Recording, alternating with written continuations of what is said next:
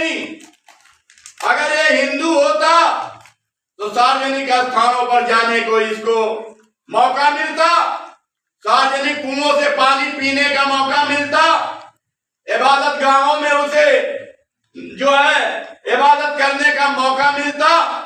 लेकिन जिस तालाब पर, जिस कुएं पर जानवर जा सकते हैं, लेकिन अशरफुल मखलूका ये जो इंसान है उसे अछूत बनाकर रखा गया है, उसे शूद्र बनाकर रखा गया है, उसे अधिकार वंचित किया गया है। ये हिंदू है ही नहीं। साथियों, मैं यहाँ पर बताना चाहता हूँ कि अंग्रेजों ने 1909 के सर आगा खां के मेमोरेंडम पर स्टडी किया, पढ़ा, तो 1812 में हरचंद ठाकुर गुरचंद ठाकुर ने एजुकेशन के लिए तहरीक की। स्कूल खोलने ही नहीं दिया जा रहा था बंगाल में। आज का ये बंगाल नहीं है, बिहार, झारखंड, बंगाल, उड़ीसा और आसाम, इतना बड़ा ये बंगाल जो है प्रदेश था। वहां पर 1 लाख विद्यालय हरचंद ठाकुर और गुरचंद ठाकुर ने नमो शूद्राय लोगों के लिए खोला।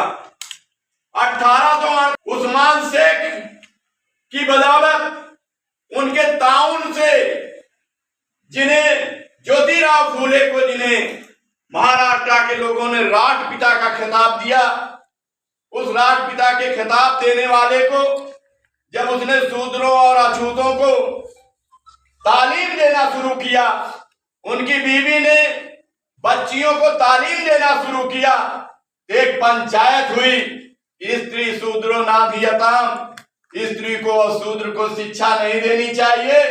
एक धर्म के विरोध में अधर्म कार्य ज्योतिराव फूले माली जात के थे कर रहा है, उन्हें गांव से निकाल दिया गया। उन्होंने कहा कि या तो तुम इस काम को छोड़ दो या इस गांव को छोड़ दो। साथियों, मैं अपनी बात को तवील ना करते हुए अल किस्सा को था, उन्हें गांव से बाहर कर दिया गया। मैं कहना चाहता हूं कि उस गांव में हजारों लोग थे, क्या किसी की औकात नहीं थी?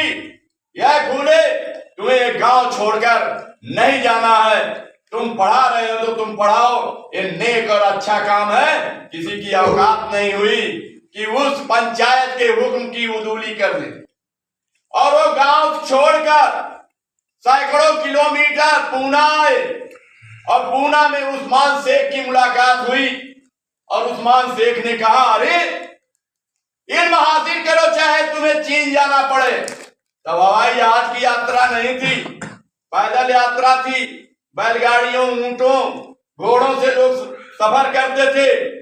चीन का रास्ता बड़ा दुश्वार था, अरब से चीन का। साथियों, वो जो है नहीं जाए, जो नामुमकिन है उसके लिए कहा तुम्हें चीन जाना पड़े, लेकिन इल्म हासिल करना हर मर्द व औरत के ऊपर फर्ज है। तुम इल्म दे रहे हो, तुम ज्ञान दे रहे हो, तुम शिक्षा दे रहे हो, तुम लोगों को तालीम दे रहे हो, और तुम्हें गांव से निकाला गया है। मेरे नबी सरकारे दो आलम हजरत मोहम्मद सल्लल्लाहु अलैहि वसल्लम का हुक्म है कि जिसके साथ जाति हो, अन्याय हो, अत्याचार हो, उसको ताकत से तुम रोक दो, और ताकत से नहीं रोक सकते तो कम से कम डांट डपट दो, बोल दो। अगर बोल भी नहीं सकते तो दिल में बुरा समझो कि ये गलत काम हो रहा है, आवाम को बेदार करो, लोगों को बताओ, समझाओ। तो उन्होंने सरकार दो आलम की इस हुक्म पर अमल करते हुए मजलूम ज्योतिराव फूले को अपना मकान दिया, और फातिमा शेख जो उनकी बहन थी, उनको कहा इनको तालीम दो, इनको पढ़ाओ।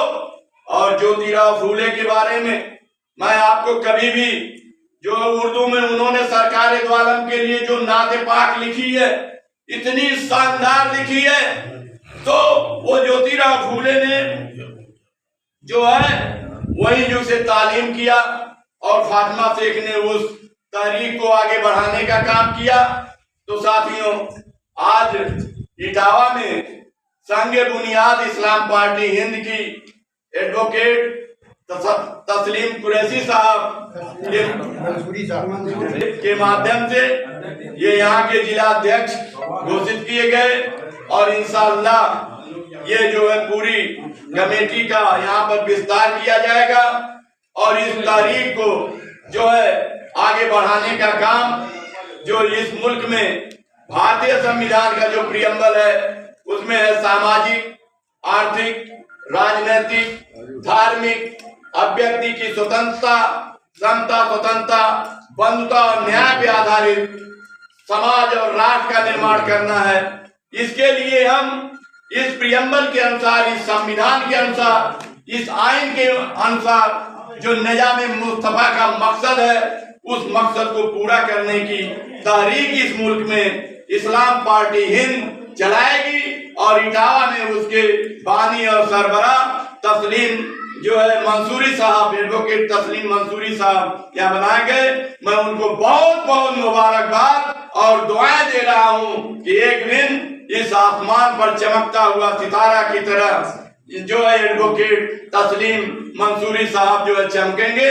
मैं इन्हीं बातों के साथ मैं यहाँ पर अपनी बातों को खत्म करते हुए आप सभी से इस पाक और बाबरकत काम के लिए आप सबसे दुआ की दरख्वास्त करते हुए मैं अपनी बात को खत्म करता हूँ। आखिर दावाना अल्हम्दुलिल्लाह रब्बिल आलमीन।